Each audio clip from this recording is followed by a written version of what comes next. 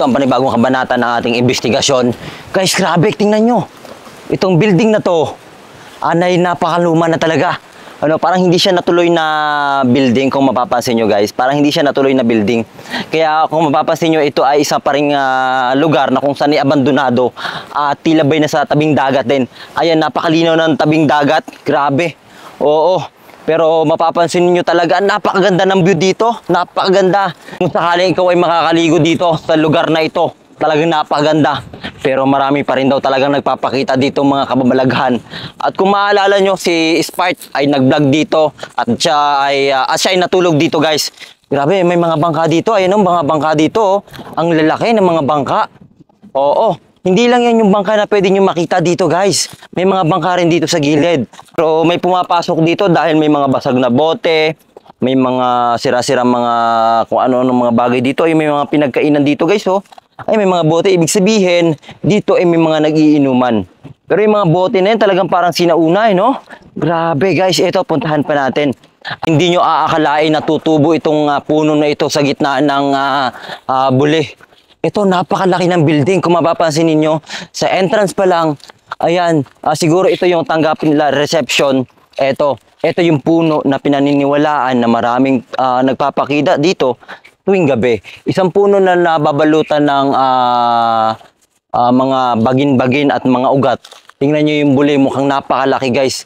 Mukhang nakakatakot. Mukhang nakakatakot talaga. At sabi nila, may mga nakatirang mga elemento diyan sa loob. At halika't puntahan pa natin at ating pasukin ang mga bagay-bagay dito sa loob na pwede rin pa rin nating makita guys.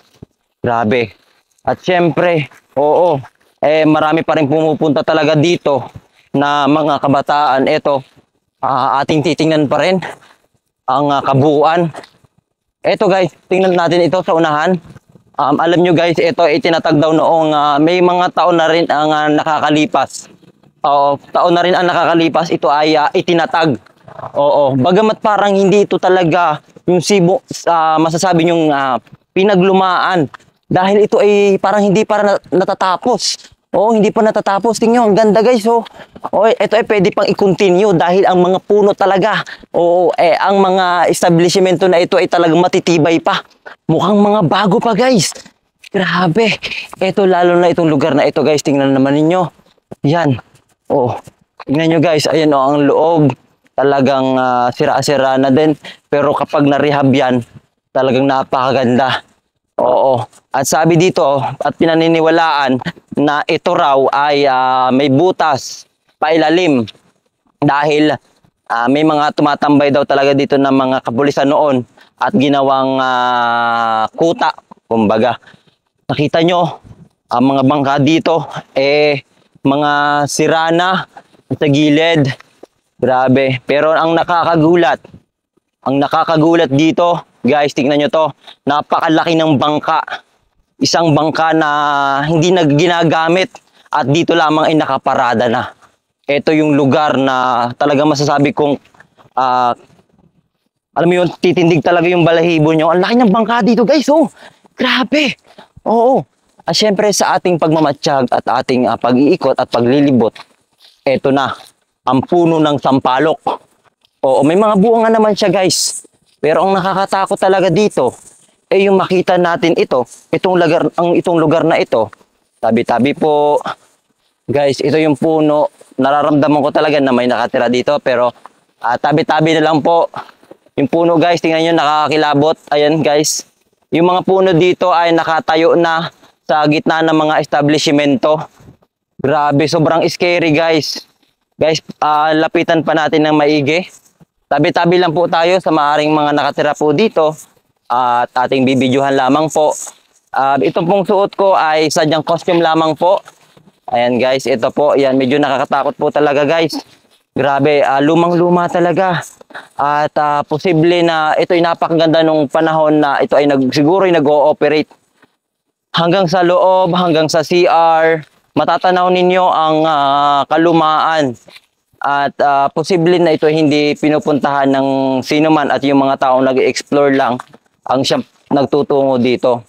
Ganyan guys ang nature kapag gusto mong bumalik sa dati niyang nakaraan. Talagang kinakain niya yung mga establishment, yung mga ugat, talagang nakabalot. Oh, grabe. At first time naming ipakikita sa inyo itong abandonado na ito, at kayo na lang ang bahala kung meron ba kayong nahagip or nakita. Guys, dito pa sa ating pagpapatuloy, itong loob dito, guys, tingnan niyo yung loob. Ayan, talagang abandonado, at mapapansin niyo ang puno na ito wari ko'y okay na siya sa pagkakabalot dito sa punong ito. Na yun ay ating pa rin iimbestigahan at ating sisiyasatin ang maaari nating matagpuan dito sa loob. At dito nga sa aking pagtungo ay makikita ninyo ang mga puno ay talagang balot na balot. Napakalaki ng mga ugat, guys, oh.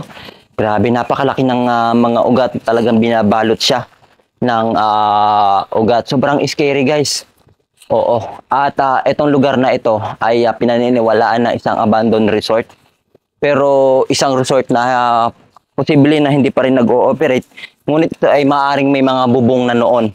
Ito ay nasimula na. Pero makikita nyo pa rin. Dahan-dahan lang. Dahan-dahan lang. Oo, huwag masyadong chillax lang. Ayan. Muntik pang madapa yung ating videographer, guys. Guys, ito, kita ninyo.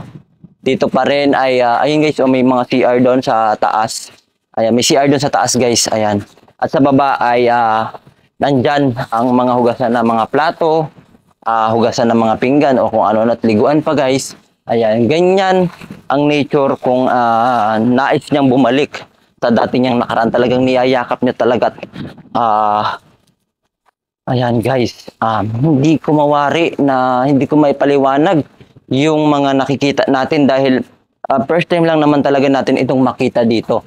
Pero yung mga puno talaga, masasabi ko natin na gustong-gusto nilang angkinin ang lugar na ito. Ay guys, may mga sunog na mga kung ano-ano dito sa baba. Yan, wari ko yata yan ay mga pinagagamitan ng mga maaring nakatira dito. At ito guys, ayan, ay ganun din ito.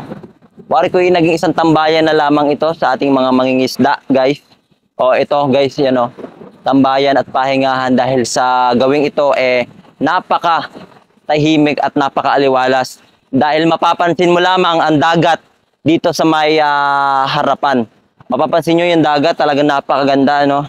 Maaaring yun yung matukoy na ito ay maaaring karugtong ng ating na vlog kamakailan lang, at mapapansin nyo talaga rin ang kalumaan. Ayun. Guys, ayun, maraming salamat sa inyo. At hanggang susunod na lamang na pagtatampok natin sa ating vlog. Kaya huwag mong kalimutan na mag-follow at i-share ang video na to para mas marami pang explore ang ating mapuntahan.